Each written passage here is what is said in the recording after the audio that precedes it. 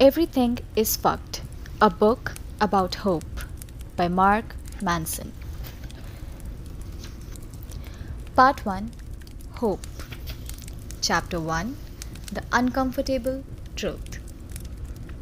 On a small plot of land in the monotonous countryside of Central Europe, amid the warehouses of a former military barracks, a nexus of geographically concentrated evil would arise, denser and darker than anything the world had ever seen. Over the span of 4 years, more than 1.3 million people would be systematically sorted, enslaved, tortured, and murdered here. And it would all happen in an area slightly larger than Central Park in Manhattan. And no one would do anything to stop it, except for one man. It is the stuff of fairy tales and comic books. A hero marches headlong into the fiery jaws of hell to confront some great manifestation of evil. The odds are impossible. The rationale is laughable. Yet, our fantastical hero never hesitates, never flinches. He stands tall and slays the dragon, crushes the demon invaders, saves the planet, and maybe even a princess or two. And for a brief time, there is hope. But this is not a story of hope. This is a story of everything being completely and utterly fucked. Fucked in proportions and on scales that today, with the comfort of our free Wi Fi and oversized snuggy blankets, you and I can hardly imagine. Witold Pilecki was already a war hero before he decided to sneak into Auschwitz. As a young man, Pilecki had been a decorated officer in the Polish-Soviet War of 1918. He had kicked the communists in the nuts before most people even knew what a pinko commie bastard was.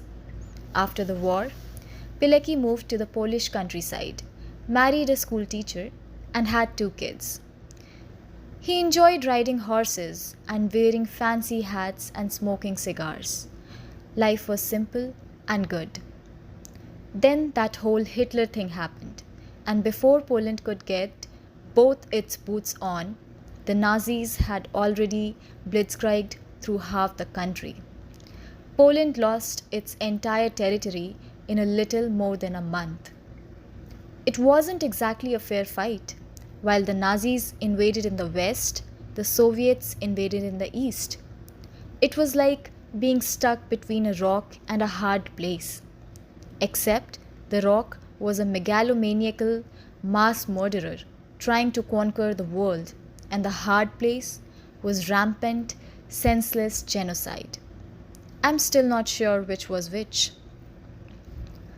Early on, the Soviets were actually far crueler than the Nazis. They had done this shit before. You know, the whole overthrow a government and enslave a population to your faulty ideology thing. The Nazis were still somewhat imperialist virgins, which, when you look at pictures of Hitler's mustache, isn't hard to imagine. In those first months of the war, it is estimated that the Soviets rounded up over 1 million Polish citizens and sent them east. Think about that for a second. 1 million people in a matter of months, just gone. Some didn't stop until they hit the gulags in Siberia. Others were found in mass graves decades later. Many are still unaccounted for to this day. Pilecki fought in those battles against both the Germans and the Soviets. And after their defeat, he and fellow Polish officers started an underground resistance group in Warsaw. They called themselves the Secret Polish Army. In the spring of 1940, the secret Polish army got wind of the fact that the Germans were building a massive prison complex outside some backwater town in the southern part of the country. The Germans named this new prison complex Auschwitz. By the summer of 1940, thousands of military officers and leading Polish nationals were disappearing from Western Poland. Fears arose among the resistance that the same mass incarceration that had occurred in the East with the Soviets was now on the menu in the West. Pilecki and his crew suspected that Auschwitz, a prison the size of a small town, was likely involved in the disappearances and that it might already house thousands of former Polish soldiers. That's when Pilecki volunteered to sneak into Auschwitz. Initially, it was a rescue mission. He would allow himself to get arrested, and once there, he would organize with other Polish soldiers, coordinate a mutiny, and break out of the prison camp. It was a mission so suicidal that he might as well have asked his commander permission to drink a bucket of bleach. His superiors thought he was crazy and told him as much. But as the weeks went by, the problem only grew worse.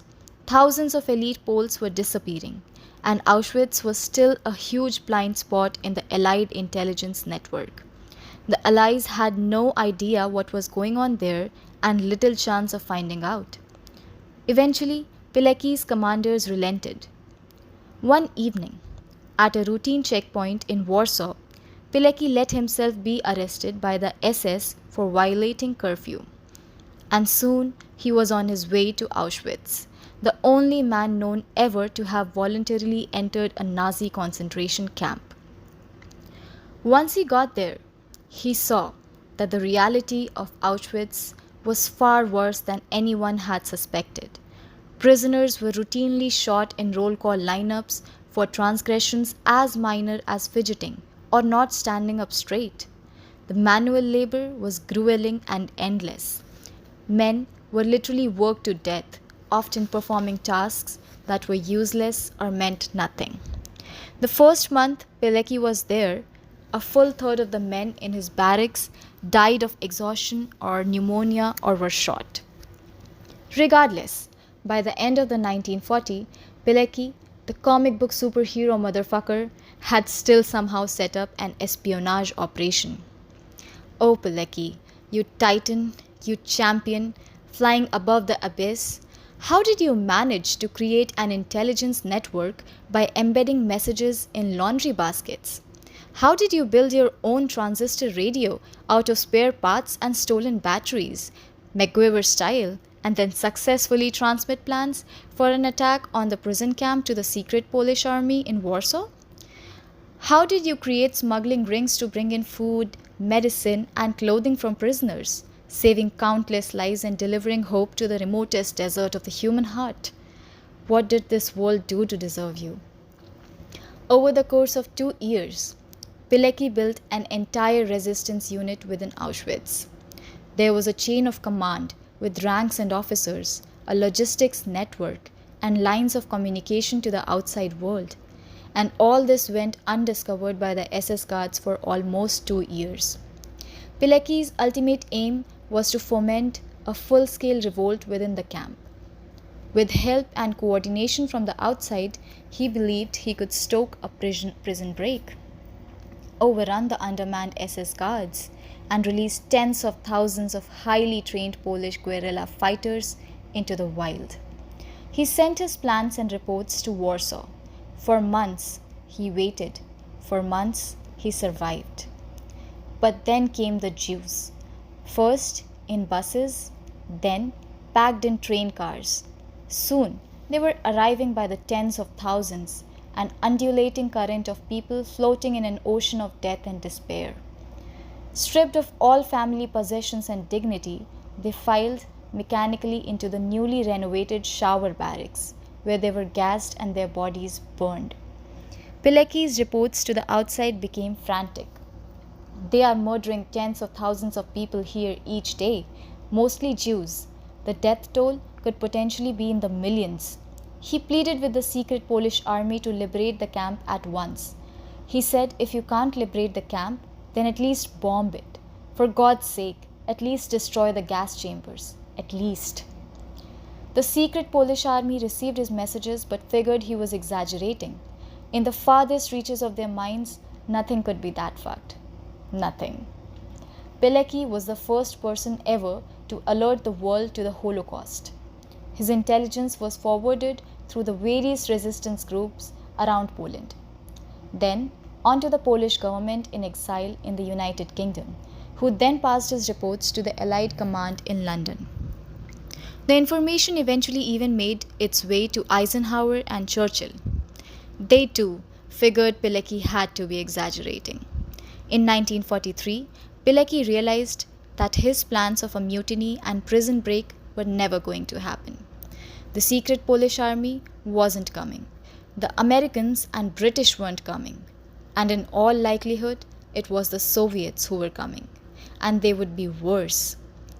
Pilecki decided that remaining inside the camp was too risky. It was time to escape. He made it look easy, of course. First, he faked illness and got himself admitted to the camp's hospital. From there, he lied to the doctors about what work group he was supposed to return to, saying he had the night shift at the bakery, which was on the edge of the camp, near the river. When the doctors discharged him, he headed to the bakery, when he proceeded to work until 2 a.m. when the last batch of bread finished baking. From there, it was just a matter of cutting the telephone wire, silently prying open the back door, changing into stolen civilian clothes without the SS guards noticing, sprinting to the river a mile away while being shot at, and then navigating his way back to civilization via the stars. Today, much in our world appears to be fucked. Not Nazi Holocaust level fucked, not even close, but still pretty fucked nonetheless. Stories such as Pilecki's inspire us. They give us hope. They make us say, well, damn, things were way worse then. And that guy transcended it all. What have I done lately? Which, in this couch potato pundit era of tweet storms and outrage porn, is probably what we should be asking ourselves. When we zoom out and get perspective, we realize that while heroes like Pilecki save the world, we swat at gnats and complain that the AC isn't high enough. Pilecki's story is the single most heroic thing I have ever come across in my life. Because heroism isn't just bravery or guts or shrewd maneuvering. These things are common and are often used in unheroic ways. No, being heroic is the ability to conjure hope where there is none, to strike a match to light up the void, to show us a possibility for a better world, not a better world we want to exist, but a better world we didn't know could exist. To take a situation where everything seems to be absolutely fucked and still somehow make it good. Bravery is common, resilience is common, but heroism has a philosophical component to it. There's some great why that heroes bring to the table, some incredible cause or belief that goes unshaken, no matter what. And this is why, as a culture, we are so desperate for a hero today. Not because things are necessarily so bad, but because we have lost the clear why that drove previous generations. We are a culture in need not of peace or prosperity or new hood ornaments for our electric cars. We have all that. We are a culture in need of something far more precarious. We are a culture and a people in need of hope.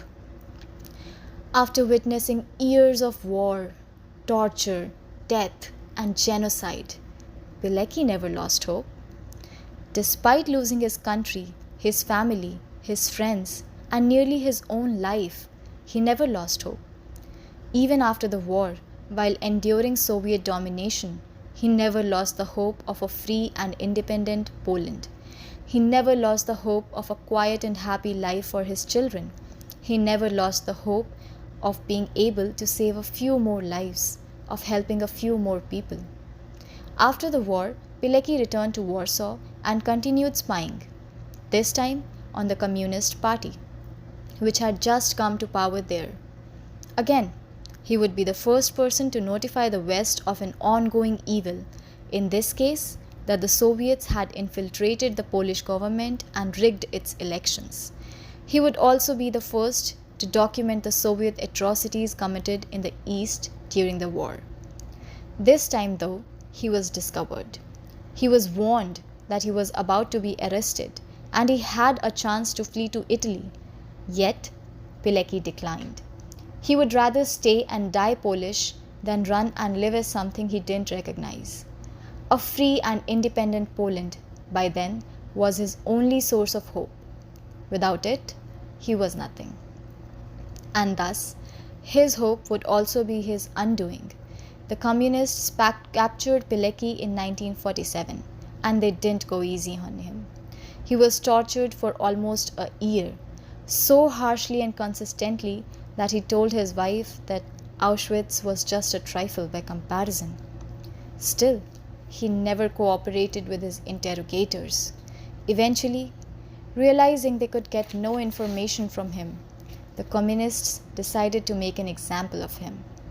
In 1948, they held a show trial and charged Pilecki with everything from falsifying documents and violating curfew to engaging in espionage and treason.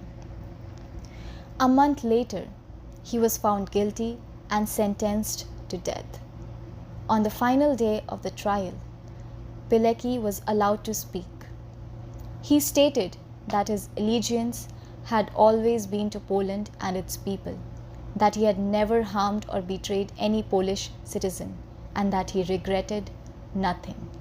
He concluded his statement with, "I have tried to live my life such that in the hour of my death I would feel joy rather than fear." And if that's not the most hardcore thing you have ever heard, then I want some of what you are having. How may I help you? If I worked at Starbucks, instead of writing people's names on their coffee cup, I'd write the following.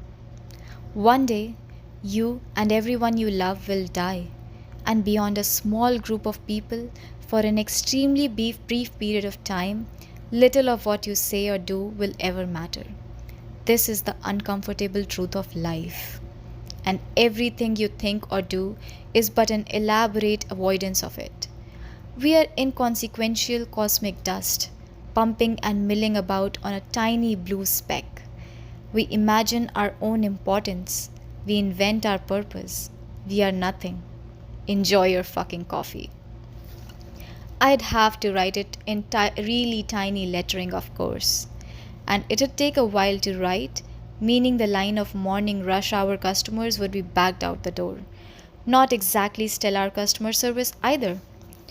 This is probably just one of the reasons why I am not employable. But seriously, how could you tell someone, in good conscience, to have a nice day while knowing that all their thoughts and motivations stem from a never-ending need to avoid the inherent meaninglessness of human existence?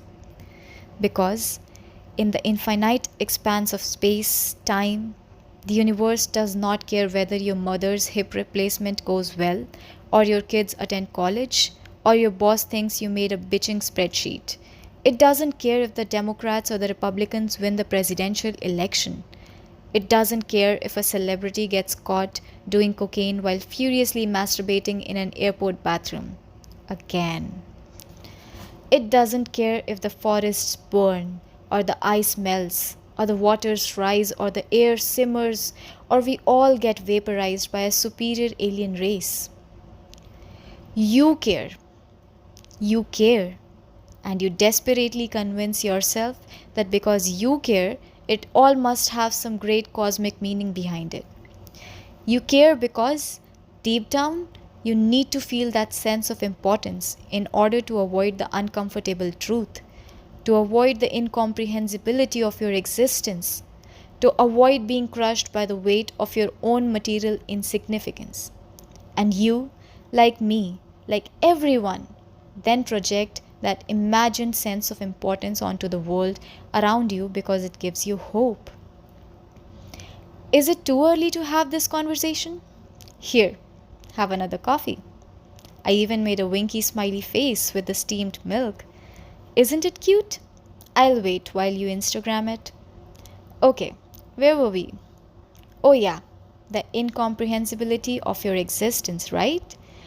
Now you might be thinking, well, Mark, I believe we are all here for a reason, and nothing is a coincidence, and everyone matters, because all our actions affect somebody.